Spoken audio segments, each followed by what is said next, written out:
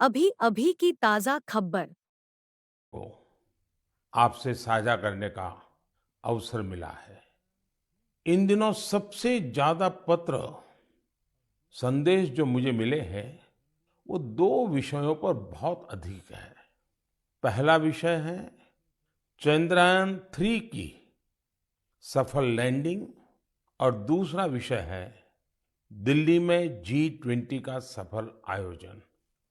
देश के हर हिस्से से, समाज के हर वर्ग से, हर उम्र के लोगों के मुझे अनगिनत पत्र मिले हैं।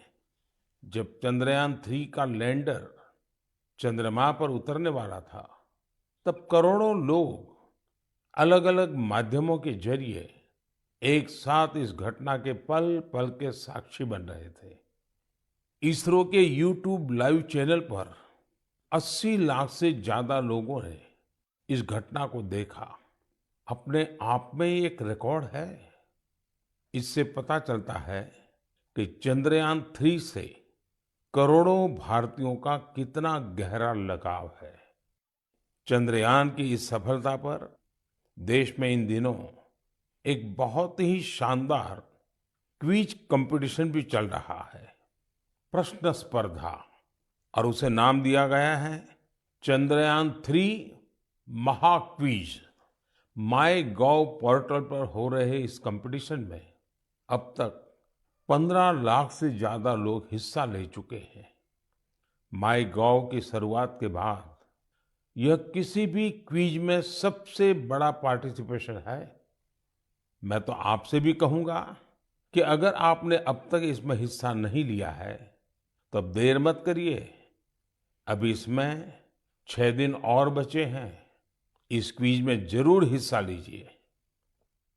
मेरे परिवारजनों, चंद्रयान 3 की सफलता के बाद G20 के शानदार आयोजन ने हर भारतीय की खुशी को दोगुना कर दिया। भारत मंडपम तो अपने आप में एक सेलिब्रिटी की तरह हो गया है। लोग उसके साथ सेल्फी खिंचा रहे हैं और गर्व से पोस्ट भी कर रहे हैं। भारत ने इस समिट में अफ्रीकन यूनियन को G20 में फुल मेंबर बनाकर अपने नेतृत्व का लोहा मनवाया है। आपको ध्यान होगा, जब भारत बहुत समृद्ध था, उस जमाने में हमारे देश में और दुनिया में सिल्क रूट की बहुत चर्चा होती थी। ये सिल्क रूट व्यापार कारोबार का बहुत बड़ा माध्यम था। अब आधुनिक जमाने में भारत ने एक और इकोनॉमिक कॉरिडोर G20 में सुझाया है। ये है India middle east Europe economic corridor. ये कॉरिडोर आने वाले सैकड़ों वर्षों तक विश्व व्यापार का आधार बनने जा रहा है। और इतिहास इस बात को हमेशा याद रखेगा कि इस कॉरिडोर का सूत्रपात भारत की धरती पर हुआ था। साथियों, G20 के दौरान जिस तरह भारत की युवा शक्ति इस आयोजन से जुड़ी, उसकी आज विशेष चर्चा आवश्यक है। साल भर तक देश के अनेकों यूनिवर्सिटीज में G20 से जुड़े कार्यक्रम हुए। अब इसी श्रृंखला में दिल्ली में एक और एक्साइटिंग प्रोग्राम होने जा रहा है, G20 यूनिवर्सिटी कनेक्ट प्रोग्राम। इस प्रोग्राम के माध्यम से देश भर के लाखों यूनिवर्सिटी स्टूडेंट्स एक दूसरे से जुड़ेंगे। इसमें IITs, IIMs, NITs और मेडिकल कॉलेजेस जैसे कई प्रतिष्ठित संस्थान भी भाग लेंगे। मैं चाहूंगा कि अगर आप कॉलेज स्टूडेंट हैं, तो 26 सितंबर को होने वाले इस कार्यक्रम को जरूर देखिएगा। इससे जरूर जुड़िएगा। भारत के भविष्य में, युवाओं के भविष्य पर इसमें बहुत सारी दिलचस्प बातें होने वाली है। मैं खुद भी इस कार्यक्रम में शामिल होऊंगा। मुझे भी अपने कॉलेज स्टूडेंट से संवाद का इंतजार है। मेरे परिवारजनों, आज से 2 दिन बाद 27 सितंबर को विश्व पर्यटन दिवस है। पर्यटन को कुछ लोग सिर्फ सैर सपाटे के तौर पर देखते हैं, लेकिन पर्यटन का एक बहुत बड़ा पहलू रोजगार से जुड़ा है। कहते हैं, सबसे कम इन्वेस्टमेंट में सबसे ज्यादा रोजगार अगर कोई सेक्टर पैदा करता है तो वो टूरिज्म सेक्टर ही है। टूरिज्म सेक्टर को बढ़ाने में किसी भी देश के लिए गुडविल, उसके प्रति आकर्षण बहुत मैटर करता है। बीते कुछ वर्षों में भारत के प्रति आकर्षण बहुत बढ़ा है और G20 के सफल आयोजन के बाद दुनिया के लोगों का इंटरेस्ट भारत में और बढ़ गया है। साथियों, G20 में 1 लाख से ज्यादा डेलीगेट्स भारत आए। वो यहाँ की विविधता, अलग अलग परंपराएं, भांति भांति का खान पान और हमारी धरोहरों से परिचित हुए। यहाँ आने वाले डेलीगेट्स अपने साथ जो शानदार अनुभव लेकर गए हैं, उससे टूरिज्म का और विस्तार होगा। आप लोगों को पता ही है कि भारत में एक से बढ़कर एक वर्ल्ड हेरिटेज साइट्स भी हैं और इनकी संख्या लगातार बढ़ती जा रही है। कुछ ही दिन पहले शांति निकेतन और कर्नाटका के पवित्र होयसड़ा मंदिरों को वर्ल्ड हेरिटेज साइट्स घोषित किया गया है। मैं इस शानदार उपलब्धि के लिए समस्त देशवासियों को बधाई देता हूं। मुझे 2018 में शांति निकेतन की यात्रा का सौभाग्य मिला था। शांति निकेतन से गुरुदेव रवींद्रनाथ टैगोर का जुड़ाव रहा है। गुरुदेव रवींद्रनाथ टैगोर ने शांति निकेतन का मोटो संस्कृत के एक प्राचीन श्लोक से लिया था।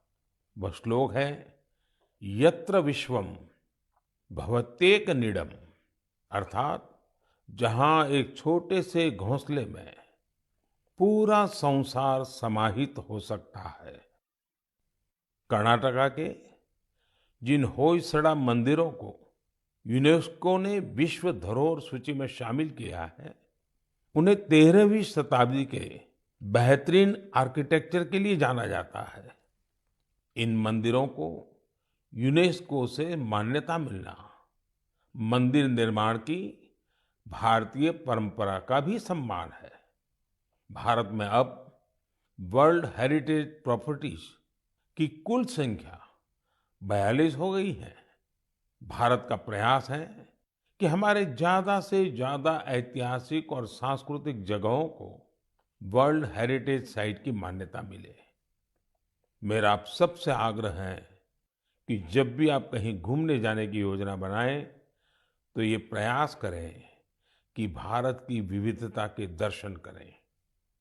आप अलग अलग राज्यों की संस्कृति को समझें, हेरिटेज साइट्स को देखें। इससे आप अपने देश के गौरवशाली इतिहास से तो परिचित होंगे ही, स्थानीय लोगों की आय बढ़ाने का भी आप अहम माध्यम बनेंगे। मेरे परिवारजनों, भारतीय संस्कृति और भारतीय संगीत अब ग्लोबल हो चुका है।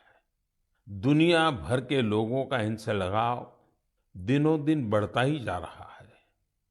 एक प्यारी सी बिटिया द्वारा की गई एक प्रस्तुति, उसका एक छोटा सा ऑडियो आपको सुनाता हूं। जगज्जालपालं कजत्कण्ठमालं शरच्चन्द्रभालं महादैत्यकालं नभो नीलकायं दुरावारमायं सुपद्मासहायं भजेऽहं भजेऽहम् नागेन्द्रहाराय त्रैलोचनाय भस्मङ्गरागाय माहेश्वराय नित्याय शुद्धाय दिगंबराय तस्मै नकाराय नमः शिवाय। इससे सुनकर आप भी हैरान हो गए ना, कितनी मधुर आवाज है और हर शब्द में जो भाव झलकते हैं, ईश्वर के प्रति उनका लगाव हम अनुभव कर सकते हैं। अगर मैं ये बताऊं कि सुरीली आवाज जर्मनी की एक बेटी की है, तो शायद आप और अधिक हैरान होंगे। इस बिटिया का नाम कैसमी है। 21 साल की कैसमी इन दिनों इंस्टाग्राम पर खूब छाई हुई है। जर्मनी की रहने वाली कैसमी कभी भारत नहीं आई है, लेकिन वो भारतीय संगीत की दीवानी है, जिसने कभी भारत को देखा तक नहीं। उसकी भारतीय संगीत में ये रुचि बहुत ही इंस्पायरिंग है। कैसमी जन्म से ही देख नहीं पाती है, लेकिन ये मुश्किल चुनौती उन्हें असाधारण उपलब्धियों से रोक नहीं पाई। म्यूजिक और क्रिएटिविटी को लेकर उनका पैशन कुछ ऐसा था कि बचपन से ही उन्होंने गाना शुरू कर दिया। अफ्रीकन ड्रमिंग की शुरुआत तो उन्होंने महज 3 साल की उम्र में ही कर दी थी। भारतीय संगीत से उनका परिचय 5-6 साल पहले ही हुआ। भारत के संगीत ने उनको इतना मोह लिया, इतना मोह लिया, कि इसमें पूरी तरह से रम गई। उन्होंने तबला बजाना भी सीखा है। सबसे इंस्पायरिंग बात तो यह है कि वे कई सारी भारतीय भाषाओं में गाने में महारत हासिल कर चुकी है। संस्कृत, हिंदी, मलयालम, तमिल, कन्नड़ या फिर असमी, बंगाली, मराठी, उर्दू, उन्होंने इन मेरे परिवारजनों, हमारे देश में शिक्षा को हमेशा एक सेवा के रूप में देखा जाता है। मुझे उत्तराखंड के कुछ ऐसे युवाओं के बारे में पता चला है जो इसी भावना के साथ बच्चों की शिक्षा के लिए काम कर रहे हैं। नैनीताल जिले में कुछ युवाओं ने बच्चों के लिए अनोखी घोड़ा लाइब्रेरी की शुरुआत की है। इस लाइब्रेरी की सबसे बड़ी विशेषता यही है कि दुर्गम से दुर्गम इलाकों में भी इसके जरिए बच्चों तक पुस्तकें पहुंच रही है। और इतना ही नहीं, ये सेवा बिल्कुल निशुल्क है। अब तक इसके माध्यम से नैनीताल के 12 गांवों को कवर किया गया है। बच्चों की शिक्षा से जुड़े इस नेक काम में मदद करने के लिए स्थानीय लोग भी खूब आगे आ रहे हैं। इस घोड़ा लाइब्रेरी के जरिए ये प्रयास किया जा रहा है कि दूर दराज के गांवों में रहने वाले बच्चों को स्कूल की किताबों के अलावा कविताएं, कहानियां और नैतिक शिक्षा की किताबें भी पढ़ने का पूरा मौका मिले। ये अनोखी लाइब्रेरी बच्चों को भी खूब भा रही है। साथियों, मुझे हैदराबाद में लाइब्रेरी से जुड़े एक ऐसे ही अनूठे प्रयास के बारे में पता चला है। यहाँ 7वीं क्लास में पढ़ने वाली बिटिया आकर्षणा सतीश ने तो कमाल कर दिया है। आपको ये जानकर आश्चर्य हो सकता है कि महज 11 साल की उम्र में ये बच्चों के लिए 1-2 नहीं, बल्कि 7-7 लाइब्रेरी चला रही है। आकर्षणा को 2 साल पहले इसकी प्रेरणा तब मिली जब वो अपने माता पिता के साथ एक कैंसर अस्पताल गई थी। उसके पिता जरूरतमंदों की मदद के सिलसिले में वहां गए थे।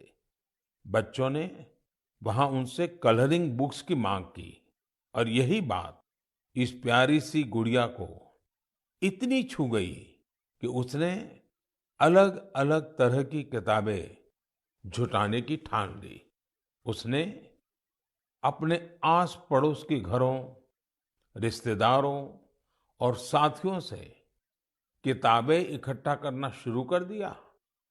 और आपको यह जानकर खुशी होगी कि पहली लाइब्रेरी उसी कैंसर अस्पताल में बच्चों के लिए खोली गई।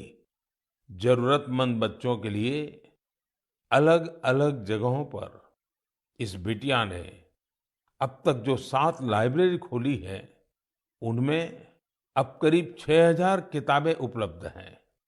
छोटी सी आकर्षणा जिस तरह बच्चों का भविष्य संवारने का बड़ा काम कर रही है, वो हर किसी को प्रेरित करने वाला है। साथियों, ये बात सही है कि आज का दौर डिजिटल टेक्नोलॉजी और ई बुक्स का है, लेकिन फिर भी किताबें हमारे जीवन में हमेशा एक अच्छे दोस्त की भूमिका निभाती हैं। इसलिए हमें बच्चों को किताबें पढ़ने के लिए प्रेरित करना चाहिए। मेरे परिवारजनों, हमारे शास्त्रों में कहा गया है, जीवेषु करुणा चापि मैत्री तेषु विधीयताम, अर्थात जीवों पर करुणा कीजिए और उन्हें अपना मित्र बनाइए। हमारे तो ज्यादातर देवी देवताओं की सवारी ही पशु पक्षी हैं। बहुत से लोग मंदिर जाते हैं, भगवान के दर्शन करते हैं, लेकिन जो जीव जंतु उनकी सवारी होते हैं, उस तरफ उतना ध्यान ही नहीं देते। ये जीव जंतु हमारी आस्था के केंद्र में तो रहने ही चाहिए, हमें इनका हर संभव संरक्षण भी करना चाहिए। बीते कुछ वर्षों में देश में शेर, बाघ, तेंदुआ और हाथियों की संख्या में उत्साहवर्धक बढ़ोतरी देखी गई है। कई और प्रयास भी निरंतर जारी हैं ताकि इस धरती पर रह रहे दूसरे जीव जंतुओं को बचाया जा सके। ऐसा ही एक अनोखा प्रयास राजस्थान के पुष्कर में भी किया जा रहा है। यहाँ सुखदेव भट्ट जी और उनकी टीम मिलकर वन्य जीवों को बचाने में जुटे हैं। और जानते हैं उनकी टीम का नाम क्या है? उनकी टीम का नाम है कोबरा। एक खतरनाक नाम इसलिए है क्योंकि उनकी टीम इस क्षेत्र में खतरनाक सांपों का रेस्क्यू करने का काम भी करती है। इस टीम में बड़ी संख्या में लोग जुड़े हैं जो सिर्फ एक कॉल पर मौके पर पहुंचते हैं और अपने मिशन में जुट जाते हैं। सुखदेव जी की इस टीम ने अब तक 30,000 से ज्यादा जहरीले सांपों का जीवन बचाया है। इस प्रयास से जहां लोगों का खतरा दूर हुआ है, वहीं प्रकृति का संरक्षण भी हो रहा है। ये टीम अन्य बीमार जानवरों की सेवा के काम से भी जुड़ी हुई है। साथियों, तमिलनाडु के चेन्नई में auto driver M Rajendra Prasad ji भी एक अनोखा काम कर रहे हैं। वो पिछले 25-30 साल से कबूतरों की सेवा के काम में जुटे हैं। खुद उनके घर में 200 से ज्यादा कबूतर हैं। वहीं इन पक्षियों के भोजन, पानी, स्वास्थ्य जैसी हर जरूरत का पूरा ध्यान रखते हैं। इस पर उनका काफी पैसा भी खर्च होता है, लेकिन वो अपने काम में डटे हुए हैं। साथियों, लोगों को नेक नियत से ऐसा काम करते देखकर वाकई बहुत सुकून मिलता है, काफी खुशी होती है। अगर आपको भी ऐसे ही कुछ अनूठे प्रयासों के बारे में जानकारी मिले तो उन्हें जरूर शेयर कीजिए। मेरे प्यारे परिवारजनों, आजादी का ये अमृतकाल देश के लिए हर नागरिक का कर्तव्य काल भी है। अपने कर्तव्य निभाते हुए ही हम अपने लक्ष्यों को पा सकते हैं, अपनी मंजिल तक पहुंच सकते हैं। कर्तव्य की भावना हम सभी को एक सूत्र में पिरोती है। यूपी के संभल में देश ने कर्तव्य भावना की एक ऐसी मिसाल देखी है जिसे मैं आपसे भी शेयर करना चाहता हूं। आप सोचिए, 70 से ज्यादा गांव हो, हजारों की आबादी हो और सभी लोग मिलकर एक लक्ष्य, एक ध्येय की प्राप्ति के लिए साथ आ जाए, जुट जाए, ऐसा कम ही होता है। लेकिन संभल के लोगों ने ये करके दिखाया। इन लोगों ने मिलकर जन भागीदारी और सामूहिकता की बहुत ही शानदार मिसाल कायम की है। दरअसल इस क्षेत्र में दशकों पहले सोत नाम की एक नदी हुआ करती थी। अमरोहा से शुरू होकर संभल होते हुए बदायूं तक बहने वाली ये नदी एक समय इस क्षेत्र में जीवनदायिनी के रूप में जानी जाती थी।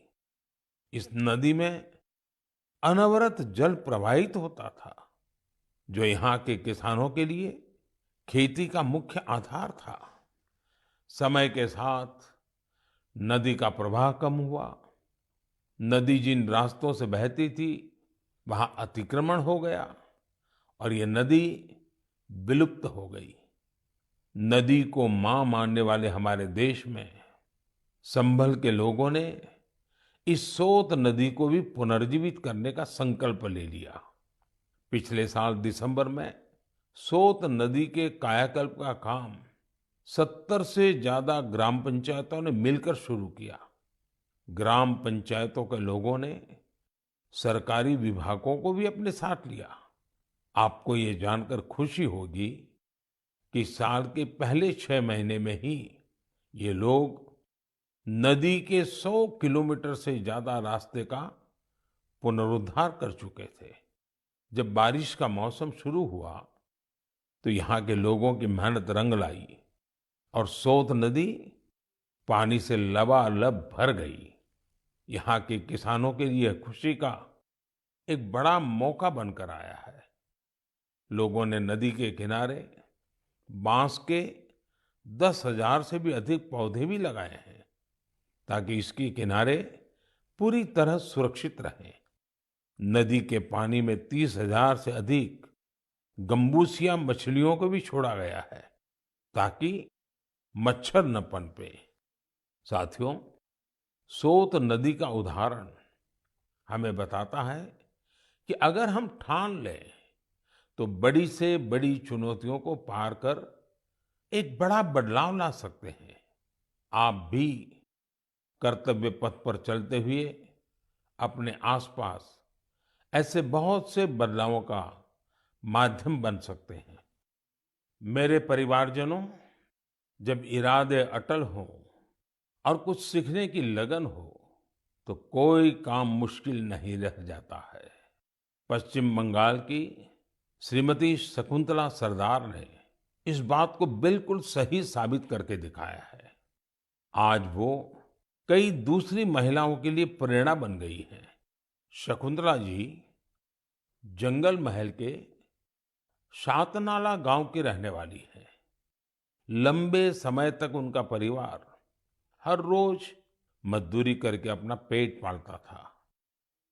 उनके परिवार के लिए गुजर बसर भी मुश्किल थी। फिर उन्होंने एक नए रास्ते पर चलने का फैसला किया और सफलता हासिल कर सबको हैरान कर दिया। आप ये जरूर जानना चाहेंगे कि उन्होंने ये कमाल कैसे किया। इसका जवाब है एक सिलाई मशीन। एक सिलाई मशीन के जरिए उन्होंने साल की पत्तियों पर खूबसूरत डिजाइन बनाना शुरू किया। उनके इस हुनर ने पूरे परिवार का जीवन बदल दिया। उनके बनाए इस अद्भुत क्राफ्ट की मांग लगातार बढ़ती जा रही है। शकुंतला जी के इस हुनर ने न सिर्फ उनका बल्कि साल की पत्तियों को जमा करने वाले कई लोगों का जीवन भी बदल दिया है। अब वो कई महिलाओं को ट्रेनिंग देने का भी काम कर रही है। आप कल्पना कर सकते हैं, एक परिवार जो कभी मजदूरी पर निर्भर था अब खुद दूसरों को रोजगार के लिए प्रेरित कर रहा है। उन्होंने रोज की मजदूरी पर निर्भर रहने वाले अपने परिवार को अपने पैरों पर खड़ा कर दिया है। इससे उनके परिवार को अन्य चीजों पर भी फोकस करने का अवसर मिला है। एक बात और हुई है, जैसे ही शकुंतला जी की स्थिति कुछ ठीक हुई, उन्होंने बचत करना भी शुरू कर दिया है। अब वो जीवन बीमा योजनाओं में निवेश करने लगी है, ताकि उनके बच्चों का भविष्य भी उज्जवल हो। शकुंतला जी के जज्बे के लिए उनकी जितनी सराहना की जाए, वो कम है। भारत के लोग ऐसी ही प्रतिभा से भरे होते हैं।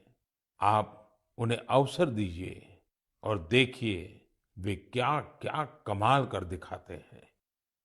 मेरे परिवारजनों, दिल्ली में G20 समिट के दौरान उस दृश्य को भला कौन भूल सकता है, जब कई वर्ल्ड लीडर्स बापू को श्रद्धा सुमन अर्पित करने एक साथ राजघाट पहुंचे।